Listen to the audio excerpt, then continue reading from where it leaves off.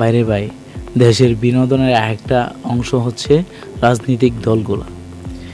যেমন এনসিপি কয়েকদিন আগে গঠন হইল, জাতীয় নাগরিক পার্টি।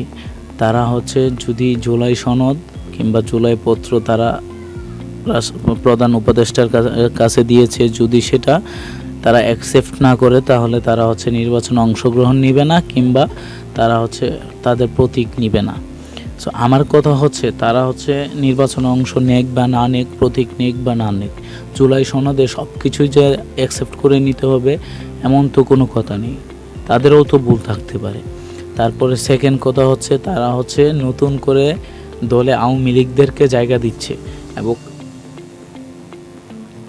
এবং আওয়ামী লীগকে তাদের পাত্রী হিসাবে নিচ্ছে, যাতে তারা তাদের নির্বাচনে অংশগ্রহণ করার জন্য সারা দেশের মধ্যে তাদের লোক থাকে। এবং এখন কথা হচ্ছে যেই সরকারকে আপনি দেশ থেকে পালিয়ে যেতে বাধ্য করেছেন, সেই সরকারের কর্মীগুলাকে আপনি কেন আবার রিটার্নলি আপনার দলে নিচ্ছেন? আপনার যদি লোক না থাকে তাহলে তো আপনার দল গঠন করার কোনো প্রয়োজন নেই।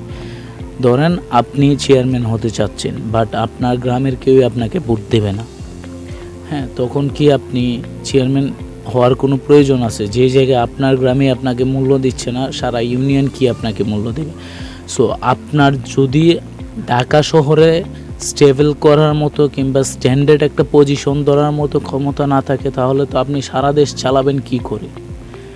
আমার কথা হচ্ছে আপনি যদি আওয়ামী লীগের শ্রমিকদেরই আপনার নেওয়া লাগে দলে, কিংবা আওয়ামী লীগদের কর্মীদেরই আপনার দলে কর্মী হিসাবে নেওয়া লাগে, তাহলে তো আপনার আওয়ামী লীগকে ওঠানোর কোনো প্রয়োজন ছিল না। তারাও তো ওই কালচারিটি তাদের মধ্যে তো এখনও আছে, এক বছরে তো ওই কালচারিটি পরিবর্তন হয়ে যায় না। হ্যাঁ, মানলাম যে ও আওয়ামী লীগ করছে, এখন দল পরিবর্তন করে আপনার কাছে আসতেছে কিংবা আপনি নিতেছেন, কিন্তু আপনি কতটুকু খেয়াল করে নিচ্ছেন? আপনি কতটুকু খেয়াল করে নিচ্ছেন যে ও আপনার দলের মধ্যেই থাকবে, ঠিক থাকবে, সে আরেকবার আওয়ামী লীগ আসলে সে যাবে না আওয়ামী লীগের মধ্যে? এরকম আমরা চাই না। এখন বিএনপির কথা বলি। বিএনপি তারা চাচ্ছে যে সবাই একত্রিত হইয়া নিরপেক্ষভাবে নির্বাচন দেখ, যার মধ্যে আওয়ামী লীগও অংশগ্রহণ করবে। কেন ভাই?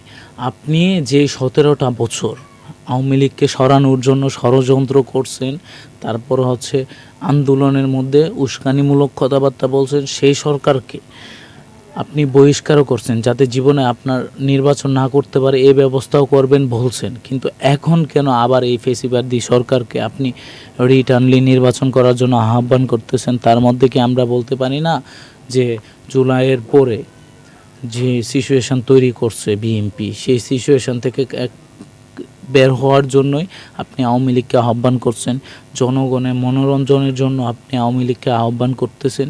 এইসব বিষয় ছাড়েন।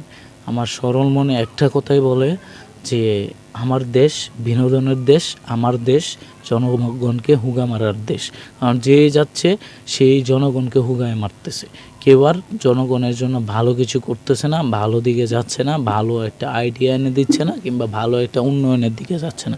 আপনি দেখেন উপদেষ্টাদের পকেটে কোটি কোটি টাকা ঢুকে গেছে, অথচ তারা ছিঁড়া স্যান্ডেল নিয়ে ইউনিভার্সিটিতে যেত, তারা ছিঁড়া জুতা নিয়ে ইউনিভার্সিটিতে যেত, সেলাই করার মতো টাকা ছিল না। আর তাদের বাড়িতে যাওয়ার জন্য 150 গাড়ি লাগে, প্রাইভেট গাড়ি আবার, আপনি বুঝেন।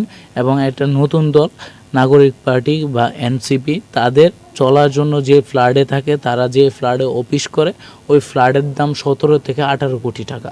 ওই টাকা কোথা থেকে আসছে? তারা বিএমডাব্লিউতে চলে। কথা হচ্ছে যদি আপনি এত সতেই থাকেন, তাহলে এক বছরে তো এত কোটি কোটি টাকা কামানো সম্ভব না। হ্যাঁ, একজন বিজনেসম্যানও কামাইতে পারে না এত কোটি টাকা আপনারা যেভাবে টাকা কামাচ্ছেন। তাহলে আপনারাও কি ফেসিবাদের উপরে চলে গেছেন? কিংবা আপনারাও কি ফেসিবাদী ছাড়া এই টাকা কামাচ্ছেন? তাহলে কেন একমাত্র আওয়ামী লীগের দোষ ছিল?